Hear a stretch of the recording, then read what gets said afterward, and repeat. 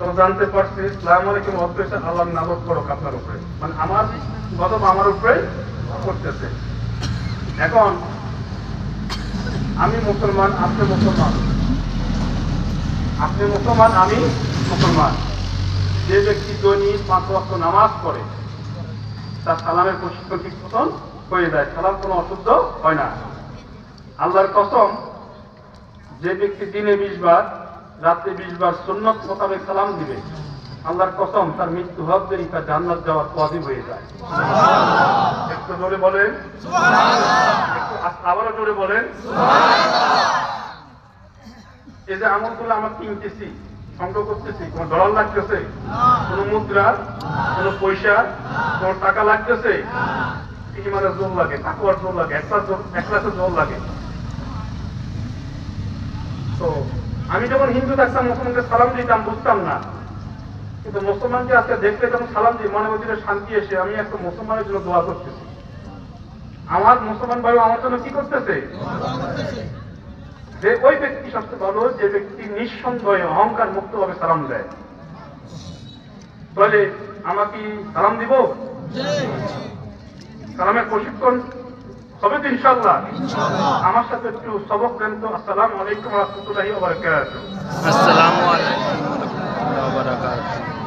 আমার যাকে দিব কোন হিন্দুকে সালাম দেওয়া যাবে না, সাবধান। কোন হিন্দুকে সালাম দেওয়া যাবে না। আপনার চাকরি পাওয়ার জন্য, ব্যবসা পাওয়ার জন্য, জমিতে পাওয়ার জন্য দাদা বাবুকে সালাম দেন, নমস্কার দেন। আপনি কি জানেন নমস্কার শব্দ হচ্ছে আমি মানুষ হই আপনাকে, আপনি মুসলমানের করে সন্তান হিন্দুকে যখন নমস্কার করে, আপনি কি জানেন এই নমস্কারের কারণে আপনি হিন্দু কাছে নত হইতেছেন? কেন আপনি এই দুনিয়াতে চাকরি পাওয়ার জন্য, ব্যবসা পাওয়ার জন্য, জায়গা পাওয়ার জন্য হিন্দুকে আপনি সালাম নমস্কার দিবেন, আদাব দিবেন? ভালো আপনি এটা হচ্ছে আপনার অধিকার। কোন হিন্দুকে আদাব দেওয়া যাবে না, কোন নমস্কার দেওয়া যাবো না।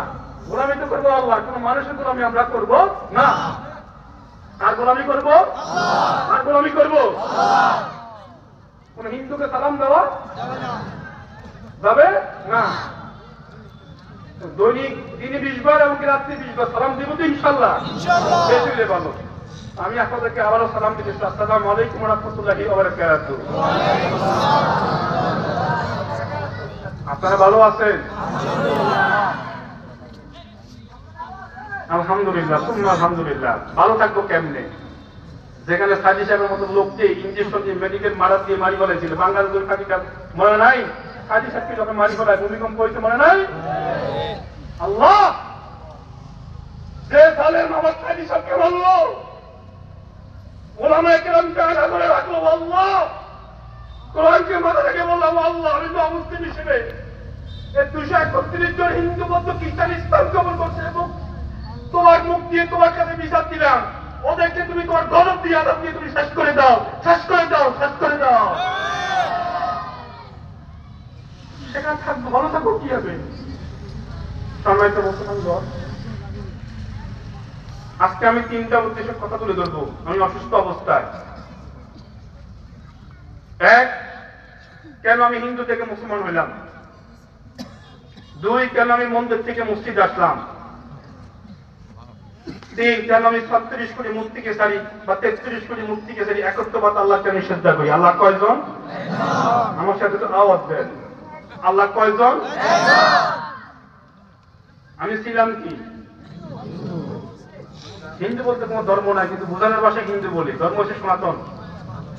আজকে অক্ষরে অক্ষরে যদি সময় থাকে ফাটে ফাটে আজকে কথাগুলো তুলে ধরবো। গাজীপুরের বাইরে শুনে নাও, হিন্দু বাইরে শুনে নাও। হিন্দু কোন ভাই বলা যাবে না। দিনের সাথে কথাগুলো বলেছি।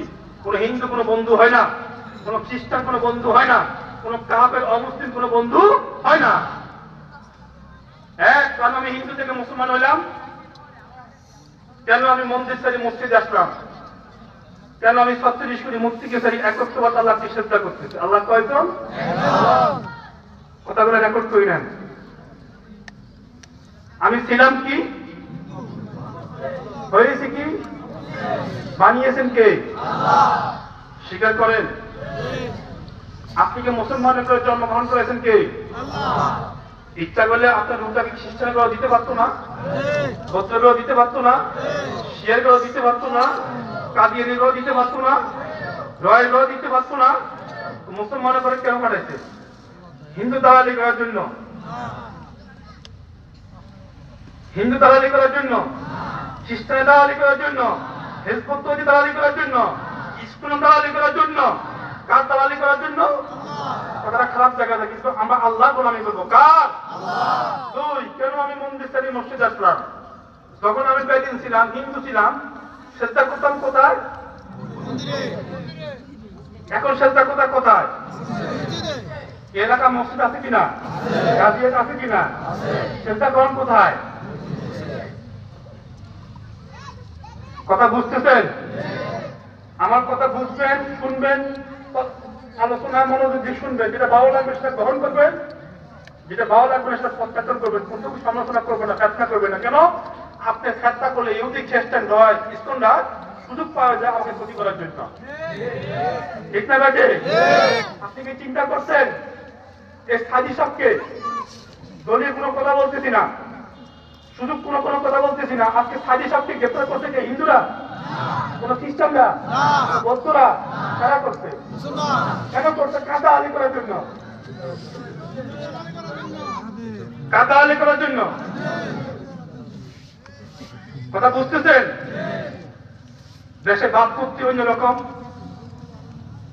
একটু কথাটা অন্যদিকে চলে যেতেছে। আমি সব জানি, আমি রাজনীতি পরিবারের সন্তান, আমি রাজনীতি করতে করতে বড় হয়েছি। আজকে কথাগুলো একটু সেন্সিটিভ বলতে চাইছিলাম, কিন্তু বলবো না। কেন? ওনারা আগামী বছর মাহফিল করতে হবে, কিন্তু কথাগুলো যদি বলি হয়তো আগামী বছর মাহফিলটা হবে না। আজকে মুসলমানের করে সন্তান হিন্দু দালালি করে,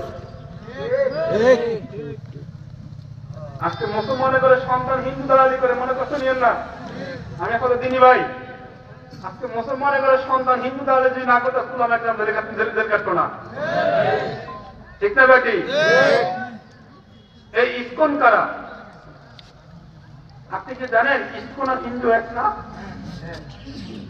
এক না? কে বলছে? ইসকনের জন্ম হয়েছে আমেরিকাতে, ইসকনের জন্ম হয়েছে আমেরিকাতে 1966 সালে। হিস্ট্রি পড়েন। আজকে ইসকন দালালি করে এক শ্রেণী মুসলমান, আজকে ইসকন দালালি করে এক শ্রেণী মুসলমান।